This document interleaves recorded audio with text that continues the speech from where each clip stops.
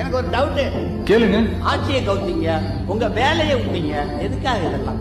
ஒரு 910 நாட்களுக்கு மேல உங்க மண்ணுக்காக போராடிட்டு இருக்கீங்க. உங்க போராட்டத்தை பத்தி ராகுல்னு ஒரு பையன், சின்ன பையன் பேசினது நான் கேட்டேன். அந்த குழந்தையோட பேச்சு மனசு ஏதோ செஞ்சிருச்சு. உடனே உங்க எல்லாரையும் பார்க்கணும்னு தோணுச்சு. உங்க எல்லாரையும் கூட பேசி ஆகணும்னு தோணுச்சு. உங்க எல்லாரும் கூட நான் நிப்பேன், தொடர்ந்து நிப்பேன் சொல்லணும்னு தோணுச்சு. ஒவ்வொரு வீட்டுக்கும் ரொம்ப முக்கியமானவங்க அந்த வீட்டுல இருக்கிற பெரியவங்க தான். அதே மாதிரிதான் நம்ம நாட்டுக்கு ரொம்ப முக்கியமானவங்க உங்கள மாதிரி விவசாயிங்க தான். உங்கள மாதிரி விவசாயிகளோட காலடி மண்ணை தொட்டு கும்பிட்டு தான் என்னோட பயணத்தை தொடங்கணும்னு ஒரு முடிவோட தான் இருந்தேன். அதுக்கு சரியான இடம் இதுதான் எனக்கு தோணுச்சு. வணக்கம் மக்களை, இன்னைக்கு நான் பார்க்க போற வீடியோஸ் இதை பத்தினா டிவிக தலைவர் அவர்கள் விஜய் இருக்கார்ல, அவர் பரந்தூர்ல இருக்கக்கூடிய போராட்ட களம் இருக்குல்ல, அதாவது கிட்டத்தட்ட 900 நாட்கள் தாண்டி கிட்டத்தட்ட 1000 நாட்களை தொட போறாங்க.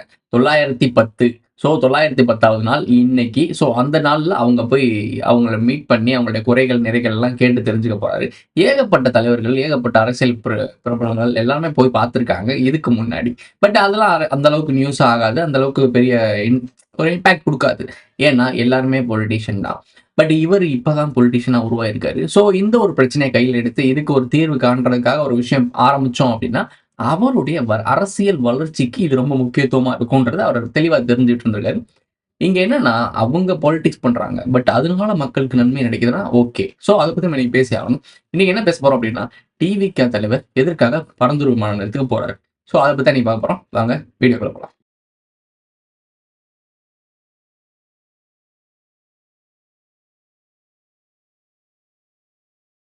நீங்க எல்லாருமே பார்த்துருப்பீங்க. ஒரு போராட்ட காலத்தை அவங்க மீட்டிங் நடத்துறதுக்கும் பல தடங்குகள் கொடுத்தாங்க, பல விஷயங்கள் பண்ணாங்க.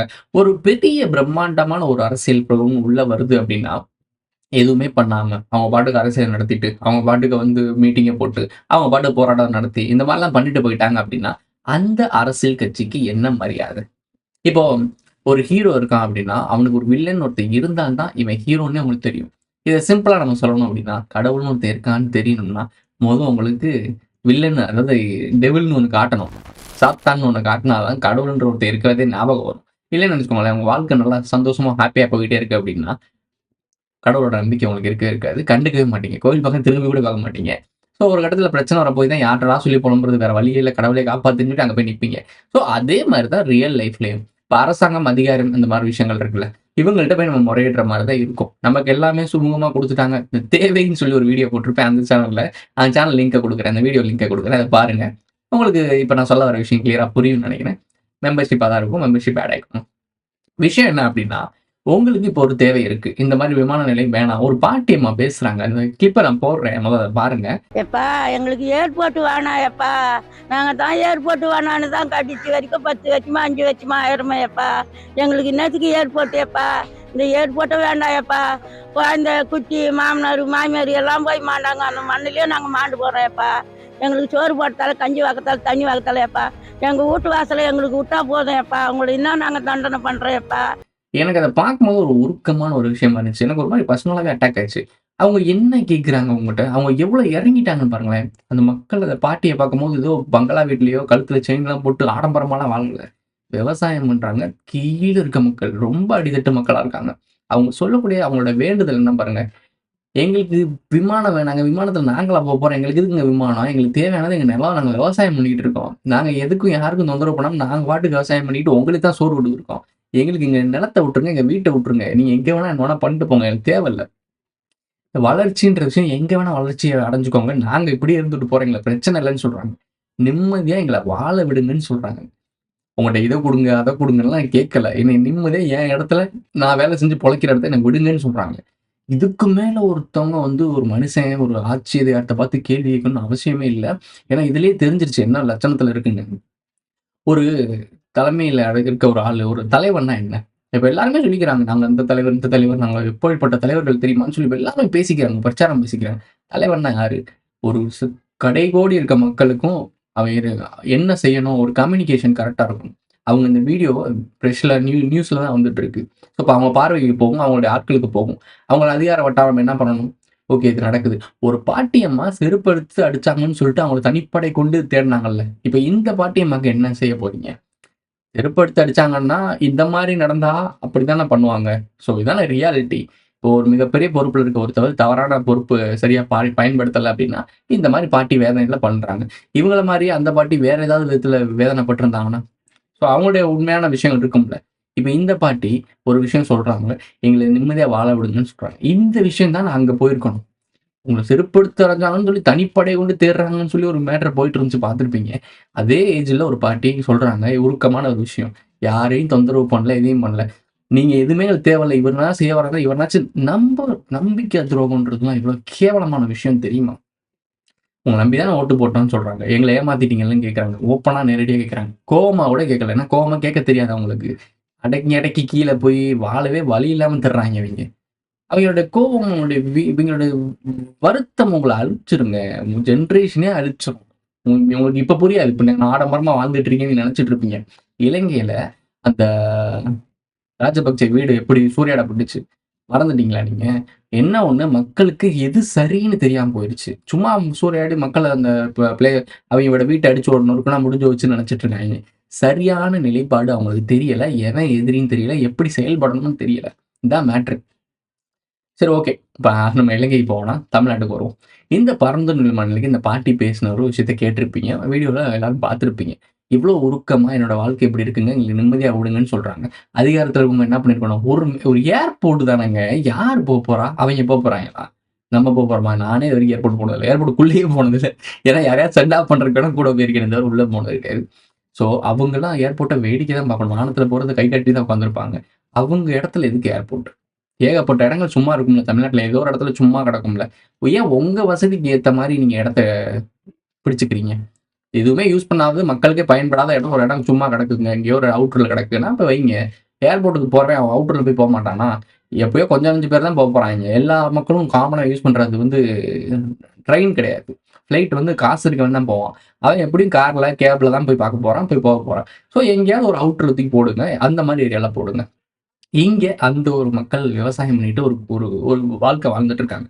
அந்த இடத்த ஏன் பிடிக்கிறீங்கன்றது தான் ஏங்க கிட்டத்தட்ட 1000 நாட்கள்ங்க. 910 நோட் பண்ணிக்கோ. 910 இன்னைக்கு கிட்டத்தட்ட 19. 910 ரூபா கதையை கேளுங்கோ. தொழிலாளர்கள் சொல்லப்படும் கதையை கேளுங்கோ. அதாகப்பட்டது கதையின் ஆரம்பத்திலே நமது கதையின் நாயகன், அதாவது 910 ரூபாய் சம்பளக்காரன். இன்னைக்கு 20ஆம் தேதி. இன்னைக்கு தான் அந்த அது அவருக்கு அதிமதி குடுத்துருக்கு. அங்க போயிருக்காங்க. அங்கேயும் என்ன பண்ணியிருக்காங்கன்னா, அவங்களுக்கு பந்தல கழட்டு, அந்தல கழட்டுன்னு எதையோ பண்ணிட்டு இருக்காங்க. இங்க நடக்கிறது அரசியல் தான். நான் விஜய் அவங்கள வந்து பெரிய இதாலாம் சொல்லல. விஜய் வந்து எனக்கு எதிரியும் கிடையாது. ஸ்டாலின் அவர்கள் எனக்கு எதிரியும் கிடையாது. எந்த ஒரு அரசியல் போரும் யாருமே எனக்கு எதிரி கிடையாது. உங்களுடைய அதிகாரத்த நீங்க சரியா பயன்படுத்தல. ஸோ, அத கேள்வி கேட்கிற இடத்துல இருக்கவனும் சரியா கேள்வி கேட்கறதில்ல. இப்ப மக்கள்கிட்ட தான் நான் பேசிட்டு இருக்கேன். உங்க கூட தான் நான் கம்யூனிகேட் பண்ணிட்டு இருக்கேன். அவங்கள பேசி, அவங்கள கத்தி, அவங்கள திட்டி, அவங்களுக்கு அறிவு வந்து ஒண்ணுமே நடக்க போறதில்ல. திருடனாய் பார்த்து திருந்தாவிட்டால் திருட்டை ஒழிக்க முடியாது. Simple line. அவங்களா திருந்தினாலும் திருந்துவாய்ங்க. அவங்கள திருத்தவும் முடியாது, ஒண்ணும் புடுங்க முடியாது. ஏன்னா, அவங்க ஒரு சுழற்சியில மாட்டிருக்காய்ங்க. இந்த கார்டு இருக்குல்ல, இந்த கிரெடிட் கார்டு யூஸ் பண்றவங்களுக்கு தெரியும். அது ஒரு சுழற்சி மாரி. கிழிச்சுக்கிட்டே இருப்பீங்க. கிட்டத்தட்ட 4,00,000 5,00,000 வரைக்கும் பர்ச்சேஸ் பண்ணிக்கலாம். ஆனா, அதுல எடுத்துட்டீங்கன்னா, அதுல ஒரு சுழற்சி மாரி மாட்டிப்பீங்க. சம்பாதிக்கிற காசுலாம் இங்கிட்டயே ஓடிக்கிட்டே இருக்கும். இந்த கிரெடிட் கார்டு யூஸ் பண்ணவங்களுக்கு தெரியும். அது மாரி தான் அவங்க மாட்டியிருக்காங்க. அரசியல்ல அதிகாரத்துக்கு வர்றதுக்காக ஒரு சில விஷயங்கள்லாம் பண்ணியிருப்பாங்க. அதெல்லாம் எவிடன்ஸா மாறியிருக்கும். இவங்க என்னைக்கு மக்களுக்காக உண்மையிலேயே நல்லது செய்ய வராங்களோ, இத நான் ஏற்கனவே தெளிவா சொல்லிட்டேன். ஸோ, இந்த மக்களுக்கு என்னைக்கு நம்ம நல்லது அதாவது எவ்வளோதான் கொடூரமா இருந்தாலும் நல்லது செய்ய ட்ரை பண்ணுவாங்க. பண்ணும்போது என்ன ஆகும் தெரியுமா? இந்த மேல இருக்க ஒரு தலைமை இருக்குல்ல, இவங்களெல்லாம் ஆட்டி வைக்கிற ஒரு பெரிய கோமாளி. அந்த கோமாளி என்ன பண்ணுவான்? இந்த லிஸ்ட்ட காட்டுவான். தலைவரே நீங்க இதெல்லாம் பண்ணியிருக்கீங்க. எங்களுக்கு இந்த வேலைய பண்ணி குடுத்தீங்கன்னா, இதெல்லாம் நடக்காது. இல்லன்னா இதெல்லாம் கோர்ட்டுக்கு போகும். கோர்ட்டுன்னு சொன்ன உடனே தான் ஞாபகம் வருது. ஒரு நீதிபதி அவர்களோட வீடியோ எனக்கு அனுப்பியிருந்தாங்க. ஏதாவது ஓய்வு பெற்ற நீதிபதின்னு நெனைக்கிறேன். அவர் வீடியோ பேசியிருக்காரு. அவர் தெரிஞ்சு எடுத்தாங்களா, தெரியாம எடுத்தாங்களான்னு தெரியல. அவர் பேசியிருக்காரு. தரமா பேசியிருக்காரு. அந்த கேள்விலாம் கேட்கும்போது, அவர் பேசுறதெல்லாம் கேட்ட பிறகு எனக்கு அப்படியே தூக்கி வாரி போடுது. என்னடா சொல்றீங்கன்னு. அது என்ன வீடியோன்னு உங்களுக்கு தெரியும்னு நெனைக்கிறேன். அதெல்லாம் சொல்லவும் முடியாது, பேசவும் முடியாது, பப்ளிக்ல காட்டவும் முடியாது. ஸோ, நீதிபதி அவர்கள் பேசின ஒரு வீடியோ. அவ்வளோதான். ஹேஷ்டேக் நீ தேடி தெரிஞ்சுக்க. அவ்வளோ ஓப்பனா பேசியிருக்காரு. இப்படிதான் இருக்கு. இப்ப இந்த இடத்துல கீழ இருக்க ஒரு விவசாயி போய் இந்த இடத்துல அவங்களுடைய ஜஸ்டிஸ வாங்கிற முடியும்னு நினைக்கிறீங்களா நீங்க? ஜெய் பீம். என்னாச்சு? ஜெய் பீம் நடக்கும்னாலும் அங்க அவங்களுக்கு ஒரு ஆதாயம் இருக்கணும். அங்க உங்களுக்கு ஒரு அரசியல் இருக்கணும். அப்படி இருந்தால் தான் அதுக்குமே உங்களுக்கு ஜஸ்டிஸ் கிடைக்கும். இல்லன்னா வாய்ப்பே கிடையாது. சரி, ஓகே, விட்டுருங்க. இந்த நம்ம உள்ள ஆழமா போவேணாம். ஏன்னா இந்த டேக்லைன்ல போனோம்னு வச்சுக்கோங்களேன், இது ரொம்ப பெரிய மைன்யூட்டான டேக்லைன். இதில் கொஞ்சம் பிசுறு தட்டினாலும் நம்மளை பிசுறு தட்டிக்கலாம். ஸோ கவனமாக இருக்கணும். ஓகே, மேட்டர்ல சொல்றாங்க. இதுக்கிடையில பரந்தூருக்கு போறதுக்கு அனுமதி கேட்டிருந்தாங்கல்ல. இப்போ 20ஆம் தேதி அனுமதி கொடுத்திருக்கதா சொல்றாங்க காவல்துறை. காவல்துறைக்கு மேலிடத்துல இருந்து என்ன சொல்லியிருக்காங்கன்னா, அவர் அங்க இருந்து வர்றதுக்கு போறதுக்கெல்லாம் பாதுகாப்பு கொடுங்க. அங்க பரந்தூர் மக்கள் அவருக்கு கருப்பு கொடி காட்டினாவோ இல்ல எதிர்த்து கேள்வி கேட்டாலோ அதெல்லாம் நீங்க தடுக்க வேணாம் அப்படின்னு சொல்லியிருக்காங்க. பரந்தூர் மக்கள் விஜய் கருப்பு கொடி காட்ட போறாங்க, அவருக்கு ஆதரவா வரவங்களுக்கு. அவர் புரிஞ்சிருச்சு. அதுதான் முன்னேற்பாடெல்லாம் நம்ம முன்னாடியே பாத்துக்கணும், ஏதாவது நடந்துடக்கூடாதுன்ட்டு இன்னைக்கு புஷி ஆனந்த் நேர்ல போயிருக்காரு. விகடன் அந்த இதில் என்ன பேசியிருக்காங்க பார்த்தீங்களா? கொஞ்சம் ஏதோ பேசியிருக்காங்க. அவங்க பேசாம பாருங்க. கருப்பு கொடி அரைச்சு காட்டினாலும் அது நாங்கள் பொறுப்பு கிடையாது, அதுக்கெல்லாம் பாதுகாப்பு தர மாட்டோம். ஒரு 900 நாளாக நாங்கள் வாடாடி சோர்ந்து போயிருக்கோம். அந்த ஊர் மக்கள் எல்லாருமே நீங்க வாங்க. ஏன் அப்படி சொல்றாங்க அப்படின்னா, ஒரு ஃபேண்டம். இப்போ நம்பிக்கை நம்புறாங்க. எவனாவது வாங்கடா, எங்களுக்கு ஏதாவது விடிவு காலம் புறப்பட்டோம்டா. நாங்கள் கிட்டத்தட்ட 1000 நாள் கிட்ட போராடிட்டு இருக்கோம்டா. ஒரு பயவலையும் கண்டுக்கிறது இல்லை, மீடியா கரங்கி திரும்புறது இல்லை. கத்தி படம் மாதிரி தான் விவசாய போராட்டம்னா எவனும் பார்க்க மாட்டாங்க. இப்ப மீடியா எப்படி வருது பாரு, அப்படி அதே சீக்வன்ஸ் கத்தி படத்துல என்னது லோக்கல் சேனல் இருந்து நேஷனல் சேனல் வரைக்கும் இப்ப எப்படி வராங்கன்னு பாருங்க. இப்போ அதே சீக்வன்ஸ் தான், கத்திப்பட சீக்வன்ஸ் தான். இந்த மாதிரி இவர் போறாரு, இந்த மாதிரி ஒரு சீக்வன்ஸ் நடக்குது. போக விடாம தடுக்கல் நிறைய பேர் நடக்குது. இவர் இங்க போயிடவே கூடாதுன்னு நினைக்கிறாங்க. அந்த மக்கள் ஏன் வரவேற்கிறாங்க? ஏன்னா இவருக்குன்னு ஒரு பெரிய ஒரு க்ரௌட் இருக்கு, இவருக்குன்னு ஒரு மீடியா அட்டென்ஷன் இருக்கு. இப்போ இவர் என்ன பண்ணாலுமே அது மீடியால போகும், பொது வழியில போகும், எல்லா மக்கள்கிட்ட கொண்டு போய் சேர்க்க முடியும். இப்போ மீடியாவுக்கு அவர் போய் நிற்கும் போது இந்த பரந்தூர் போறாரு, போய் பேசுறாரு அப்படின்னும் போது மீடியா நியூஸ் ஆகுது, பெரிய நியூஸ் ஆகுது. அப்போ பல மக்கள் பார்க்க ஆரம்பிப்பாங்க. ஓ, உனடா கிட்டத்தட்ட 1000 நாள் ஒரு மக்கள் போராடுறாங்கடா, இது நமக்கு தெரியவே இல்லையடான்னு யோசிப்பாங்க. இங்க நம்ம இந்த ரீல்ஸ் பண்றேன் போய் வண்டியில விழுந்ததும், அதே மாதிரி மீடியா யூடியூப்ல இருக்கவன் கார்ல ஏத்தனதும், இதான் நமக்கு நியூஸ். ஹாட் டாபிக் இல்ல. கெட்ட வார்த்தை பேசணும்னு தூக்கி போடு, கெட்ட வார்த்தை பேசணும்னு தூக்கி ப்ரமோட் பண்ணு, இதான் நமக்கு ஹாட் டாபிக். படத்தோட ரிவ்யூ, பாட்டுக்கு ரீல்ஸ், ட்ரெண்டு, கிரிஞ்சு பண்றவங்கலாம் தூக்கி இருந்தா பைத்தியக்காரைகள்லாம் கூட்டி ப்ரமோட் பண்ணிட்டு, இதுக்கு தானே நமக்கு நேரம் இருக்கு. 900 நாள் போராடிட்டு இருக்க மக்கள், 910 நாள் போராடிட்டு இருக்க மக்களோட காவல் நமக்கு எதுக்கு? நமக்கு சோறு கடையில போனோம்னா கடையில சோறு அரிசி கிடைக்குது, வாங்கிட்டு சோறு ஆகி தின்னுட்டு இருக்கோம். அந்த சோறு எப்படி உருவாகுது, என்ன பண்ணுது, எவையனால கஷ்டப்படுறாங்க, அதெல்லாம் நமக்கு தேவையே இல்லை. நமக்கு காசு கொடுத்து வாங்கிடுறோம். இன்னைக்கு நீ காசு கொடுத்து வாங்குற. இப்படி விவசாயி இப்படிலாம் அப்படியே அழிஞ்சு போய் மொத்தமா காணாம போயிட்டானா, கார்பரேட் தான் உனக்கு விவசாயம் பண்ணும், அவன் தான் அவனுக்கு கொடுப்பான். கொடுக்கறது ஃபுல்லா மலுமட்டையா இருக்கும். அடுத்த ஒன்று ஜென்ரேஷன் ஒன்று இருக்கவே இருக்காது. எப்படி சொல்ல வரேன் அப்படின்னா, எல்லாம் மரபணு மாற்றப்பட்ட விதைகள், மரபணு மாற்றப்பட்ட விஷயம். சிம்பிளான ஒரு கொஸ்டின் நீ கேட்டிருக்கணும். பிஸ்னஸ் பண்ணணும்னா என்ன பண்ணணும்? ஏங்க கொஞ்சம் சரியில்லைங்க, நாங்கள் பண்ணுறது அக்யூரேட்டாக பியூரான ஒரு விஷயம். காசு அதிகமாக இருந்தாலும் நாங்கள் பியூரா பண்ணுறோம், இது இயற்கை வழியில் வளர்த்து கொடுக்குறோம், இது இயற்கையான ஒரு விஷயம், அப்படித்தான் விற்கணும். ஆனால் அவங்க என்ன பண்ணுறாங்க அப்படின்னா, காசு அதிகமாக விற்கிறாங்க, அதுல கெமிக்கல் அது இதுன்னு போட்டு ஹைபிரிட்னு போட்டு அதை காசுக்கு அதிகமாக விற்று ஒரு பிராண்ட் பண்றாங்க. அந்த பிராண்டை வாங்குறதுக்கு இங்க ஒரு கூட்டம் இருக்கு. ஏன்னா மீடியா ஃபுல்லா பயங்கரமா ப்ரொமோட் பண்ணதில்ல. ஸோ இந்த மாதிரி வேலை பார்க்குறேன். அந்த ரேஷன் கடையை நீங்க போய் பாருங்களேன், அங்கே கொடுக்கக்கூடிய அரிசியை பாருங்க. கடையில் போய் வாங்குவீங்க ஒரு அரிசி, இங்க இருந்து அப்படியே பின்னாடி போய் அங்கிட்டு போய் இங்க வருது. உங்களுக்கு ஒன்று புரிஞ்சுக்கோங்க, இதுதான் ரேஷன் கடை வாசல்னு வச்சுக்கோங்களேன். இங்க இருந்து அரிசி வெளியே போகுது, இப்படியே சுத்தி இங்கிட்டு ஒரு கடை இருக்கு, அந்த கடைக்கு அந்த அரிசி போகுது. இதான் நடந்துகிட்டு இருக்கு. பல மேட்டர் பார்த்துருப்பீங்களா, ரேஷன் கடை கடத்தல் அப்படிலாம் பார்த்துருப்பீங்கல்ல. இந்த அரிசி தான் அங்கே போய் பாலிஷ் போட்டு அது போட்டு திருப்பி வாங்கிக்கே வருது. இங்கே 1 ரூபாய்க்கு வித்துக்கிட்டு இருக்கிறத வாங்குறதுக்கு கஷ்டப்பட்டு, ஏன்னா அது கேவலமாக அழுக்கு பிடிச்ச ஒரு மாதிரி வீசும், புழு இந்த மாதிரிலாம் இருக்கும். அது ஈஸியாக சாப்பிட முடியாது. நானும் நிறைய பேரை பார்த்துருக்கேன், வாங்கிட்டு இந்த மாதிரி அலசி அதை கல்லாம் புறக்கி என்னென்னமோ பண்ணிட்டு இருப்பாங்க பாவம். ஸோ இதை அப்படியே எடுத்துகிட்டு போய் அங்கே போய் அலசி பாலிஷ் போட்டு இவங்க தலையிலே வியாபாரம் பண்ணிட்டு இருக்காங்க. இப்படி நடந்துட்டு தான் இருக்குது. நீங்கள் வேணா நான் சொல்கிறது இது நம்ப முடியல அப்படின்னா, உங்கள் வீட்டு பக்கத்தில் இருக்க ரேஷன் கடைக்கு வெளியே போய் நில்லுங்க. யாரோ ஒரு அம்மாவோ யாரோ ஒரு அண்ணனோ நின்றுக்கிட்டு பக்கத்தில் மூடையாக இருக்கும். என்னென்ன ஏதுன்னு கேளுங்களேன். ரேஷன் கடைக்கு போயிட்டு வராங்க பாருங்க, அவங்க பாதி அரிசி இவங்ககிட்ட கொடுத்துட்டு போவாங்க, காசுக்கு வித்துட்டு போவாங்க. நடக்கும். அங்கே ஃப்ரீயாக வாங்கிட்டு வருவாங்க, இங்கே வித்துட்டு போவாங்க. இது நடக்குது. நீங்கள் எல்லா ரேஷன் கடைக்குமே வெளியே நின்று பாருங்க, நீங்கள் பாருங்க, உங்களுக்கு தெரியும். பரந்தூர் மாநில எதிர்ப்பு போராட்ட குழு, அதாவது நாங்கள் 914 போராட்டம் இருக்கிறோம். எல்லா அரசியல் கட்சி தலைவரும் வந்துட்டாங்க இங்கே. அதாவது இந்த பரந்தூர் நோக்கி வராத அரசியல் கட்சி தலைவர்களே கிடையாது. ஆனால் இருந்தாலும் தமிழ்நாடு அரசு இந்த திட்டத்தை கைவிடுற மாதிரி இல்லை. நிறைய பேர் அரிசி தோசை மாவுக்கு அந்த மாவுக்கு போடவும் செய்கிறாங்க. ஒரு சிலவங்க என்ன பண்ணாங்க, இந்த மாதிரி வித்துட்டு போயிடுறாங்க. ஓசியாக கொடுக்குறதுக்கு சும்மா விடணும். இந்த மக்கள் எல்லாருமே இப்படி இந்த மாதிரி விஷயம் பண்ணுறாங்களா? நாளைக்கு இது ப்ராப்ளம் ஆச்சு அப்படின்னா, அவங்கள்ட்ட முன்னாடியே சொல்லியிருக்கேன், பிரமிட்ல மேலே இருக்கவன் பெரிய தப்புலாம் பண்ணிட்டு இருக்கான், கீழே இருக்கவன் கேள்வி கேட்கணும்னா நீ நியாயமாக இருக்கணும். இந்த அரசியல்வாதிகள்லாம் ஏன் யாரையுமே மதிக்கிறது இல்லை? மக்களோட குரலை ஏன் கேட்கறதே இல்லை? ஏன்னா நீங்கள் ஓட்டு காசு வாங்குறீங்க. ஓட்டுக்கு காசு இவர் எவ்வளோ கொடுப்பாரு, அவர் எவ்வளோ கொடுப்பாரு, எல்லா கையிலையும் கை வாங்குறீங்க. திருப்பி கேட்குறேன், என்னைக்கு நீங்கள் ஓட்டுக்கு காசு வாங்குறீங்களோ அன்னைக்கே முடிஞ்சு போச்சு உன்னுடைய ஜனநாயகத்துக்கு. கேள்வி கேட்கவே முடியாது. நீ ஓட்டை வித்துட்ட ஆக்சுவலா. நீ அவங்ககிட்ட இப்போ ஒருத்தன் வந்து ஓட்டுக்கு வந்து காசு குடுத்து நான் 5000 குடுத்து வாங்குறான்னு வச்சுக்கோங்களேன். அவன் உங்கள்ட்ட வாங்குறான். உங்களுக்கு சேவை பண்ண வர மாட்டான். இப்ப நான் உங்கள்ட்ட ஒரு பிசினஸ் பண்ற மாரின்னு வச்சுக்கோங்களேன். இப்போ ஒரு நான் வந்து ஒரு கடை வச்சிருக்கேன். ஒரு ஒரு ஷாப் வச்சிருக்கேன். அந்த ஷாப்ல வந்து நான் ஒரு ரூ. 5,00,000 போட்டிருக்கேன் முதலீடு. அது முதலீட போட்டு நான் ரூ. 10,00,000 எடுக்க ட்ரை பண்ணுவேனா, இல்ல ரூ. 5,00,000 போட்டுட்டு சேவ் பண்ணி ரூ. 3,00,000 ப்ராஃபிட் எடுப்பேனா? முட்டாள் தான் அத பண்ணுவான். ஸோ, இப்ப இந்த அரசியல் அப்படிதான் போயிட்டு இருக்கு. அவங்க என்ன பண்றாங்க, ஒரு இந்த இவரு எனக்கு டொனேஷன் குடுக்குறாரு. அரசியல் கட்சிக்கெல்லாம் நீங்க பார்த்தீங்கன்னா, பெரிய பெரிய கார்ப்பரேட்ஸ்லாம் டொனேஷன் குடுக்கும். எதுக்கு குடுக்குது? அவங்களுடைய அரசியல் கட்சி அவங்க ஆட்சி இவங்க ஜெயிச்சாங்க அப்படின்னா, நம்ம இந்த மாரி சலுகைகள் நமக்கு கிடைக்கும். நம்ம கார்ப்பரேட் கம்பெனி நல்லா வளரும் அப்படின்றதுக்காக இவங்களுக்கு சலுகை குடுக்குறாங்க. இவங்க என்ன பண்ணுவாங்க, தேவையற்ற கார்ப்பரேட்ட உள்ள கொண்டு வருவாங்க. இப்போ இந்த காச வச்சு என்ன பண்ணுவாங்க, உனக்கு காசு குடுக்குறாங்க. உனக்கு புரியுதா? உனக்கு இந்த ஓட்டுக்கு காசு குடுக்குறாங்க. இந்த மாரி வேலைலாம் பார்க்குறாங்க. இப்போ நீ இந்த காச வாங்கிட்ட. உனக்கு இந்த கார்ப்பரேட் கம்பெனி எனக்கு வேணாம். எனக்கு இந்த சாக்கடை தண்ணிய கிளீன் பண்ணணும். எனக்கு லைட் எரியல அப்படின்னு நீ கேள்வி கேட்டேன்னா, கேள்வி நீ தான் அக்யூஸ்டு. உன்ன பழக்கி விட்டாய்ங்க அவ்வளோதான். அது வேற விஷயம். பட் நீ காசு வாங்காம இருந்திருந்த அப்படின்னா, உனக்கு கேட்கறதுக்கு ஒரு தகுதி இருக்கு. ஏன்டா நான் ஓட்டு உனக்கு நியாயமா போட்டேன். மோஸ்ட்லி ஓட்டு போடுறதுக்கு நியாயமா நான் யாராச்சும் ஒரு நாள தூக்கிட்டு வந்து காட்டு. இவருக்கு ஓட்டு போடலாம் நியாயமான மனுஷன் எனக்கு வந்து காட்டு நான் நம்புறேன். எனக்கு தெரியல. எனக்கு கண்ணுக்கு யாருமே தெரியல. நீங்க யாராச்சும் ஒருத்தவங்கள காட்டுங்க. ஸோ இந்த மாரி ஓட்டு போட்டு இந்த மாரி நபர ஜெயிக்க வச்சோம். நீங்க என்ன இப்படி பண்றீங்க? இந்த மாரி கார்ப்பரேட் கம்பெனி வருது, அந்த கார்ப்பரேட் வந்து காப்பர் கம்பெனி வருது, அந்த கம்பெனி வருது. இந்த கம்பெனிலாம் எப்படி வருது மொத? அவன் காசு குடுப்பான், ஃபண்ட் குடுப்பான் கட்சி அரசியல் நடத்துறதுக்கு. இது எல்லா படங்கள்லயும் ஓப்பனா தானே சொல்றாங்க. இது வெறும் படங்கள் நெனச்சுட்டு இருக்கீங்களா? கொஞ்சம் தேடி பாருங்களேன். கொஞ்சம் தேடி பாருங்க. டொனேஷன் கட்சியோட நிதி அப்படின்னு சொல்லி நிதி பப்ளிக் நிதின்னு சொல்லுவாங்க. அந்த நிதிலாம் அங்க இருந்து வெளிய இருந்து யார் வேணா ஃபண்ட் பண்ணலாம். ஸோ அந்த மாரிலாம் பண்றாங்க. இந்த ஃபண்ட் எதுக்கு வருது? ஒரு கார்ப்பரேட் கம்பெனிக்கு இந்த கட்சிக்கு எதுக்கு ஃபண்ட் பண்ணணும்? அவனுக்கு என்னங்க யூஸு? அவன் ஒரு கார்ப்பரேட் கம்பெனி என்ன பண்ணும்? 1 போட்டு 2 எடுக்க பார்க்கும். அது எதுக்கு அரசியல் கட்சிக்கு டொனேஷன் குடுக்குது?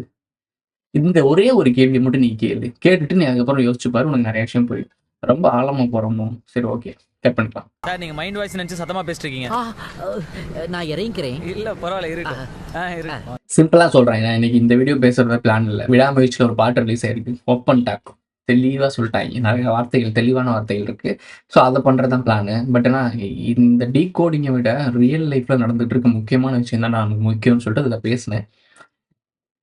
இப்போ நாங்க வந்து இவ்வளோ ஓப்பனா பேசுறோம், இவ்வளோ இதா நிக்கிறோம்னா, மக்கள் ஆதரவு எங்களுக்கு இருந்தால் மட்டும் தான் இந்த மாரி விஷயம்னாச்சும் உங்களுக்கு வரும். உங்க காதுல வந்து கேட்கும். இப்ப நெறைய பேர் பார்க்குறீங்க, லைக் பண்றீங்க இந்த வீடியோ. சும்மா பார்த்துட்டு போறீங்கல்ல. அவங்கலாம் என்ன தெரியுமா தோணும்? ஒரு பாப்கார்ன் மட்ட இந்த தியேட்டர்லாம் போனீங்க அந்த பாப்கார்ன் தின்றீங்கல்ல, அந்த பாப்கார்ன் மாரி தான் நாங்க. ஒரு நம்ம பேச வேண்டியத இன்னொருத்தன் பேசுறான்டா. அப்பாடி! சரிடா சூப்பர்ரா! அப்படின்னு உங்க வேலைய பார்த்துட்டு போயிருவீங்க. உங்களுக்கு நான் சொல்லி எப்படி புரிய வைக்கிறேன்னு தெரியல. Simple matter. இந்த விஷயங்கள், இந்த ஸ்ட்ரக்சர்ஸ்லாம் உடைக்கணும் அப்படின்னா, நம்ம கிட்ட சேஞ்சஸ் வரணும். என்ன ப்ரோ நம்ம பண்ணணும் அப்படின்னு நீ கேளு. ஒரே கேள்வி தான்.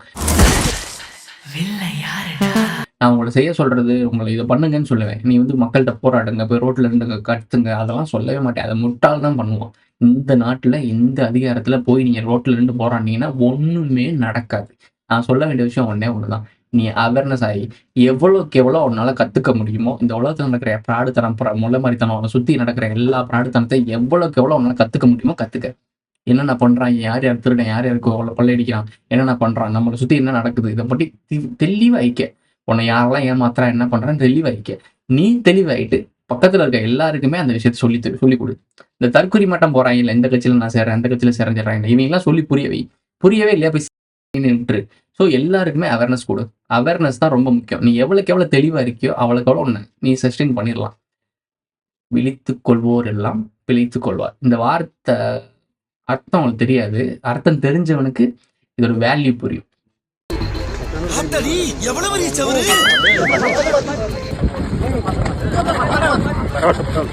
திரும்ப சொல்றேன், இந்த புஷி ஆனந்தெல்லாம் தம்பி குதிச்சு குட்டிக்காரன்லாம் அடிச்சுட்டு இருக்காருல்ல, இதெல்லாம் ஏன் பண்றாங்க? இந்த கோமாளித்தனம் தான் ஏன் அரசியல்வாதிகள் பண்றாங்க அப்படின்னா, அவங்களுக்கே தெரியும் நம்ம இப்படி பண்ணா அது மீடியாவில் அட்டெண்டன்ஸ் ஆகும், நம்மளை கிண்டல் பண்ணுவாங்கன்னு சொல்லுவாங்க.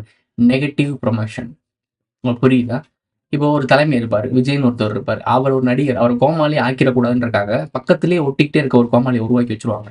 ஒரு கட்சியில ஒரு முக்கியமான ஆள் இருக்காருன்னா தலைமை எப்பவுமே ஒரு எப்படி கெத்தா காட்டுற மாதிரி இருப்பாங்க. ஆனா தலைமையே கோமாளியா தான் இருக்கும். ஆனா கீழே உண்மையிலே ஒரு கோமாளியை உருவாக்கி, இவன் விஷமா இருப்பான், ஆனா இவனை கோமாளியா உருவாக்கி அட்டெண்டன்ஸ் ஃபுல்லா இங்கிட்டு திருப்புறது. இப்போ நீங்க உங்க வீட்டுல கண்ணேறுபடுதுன்னு சொல்லி ஒரு எலுமிச்சை மரத்தை வெளியே மாற்றுவீங்கல்ல, அந்த மாதிரி வச்சுக்கோங்களேன்.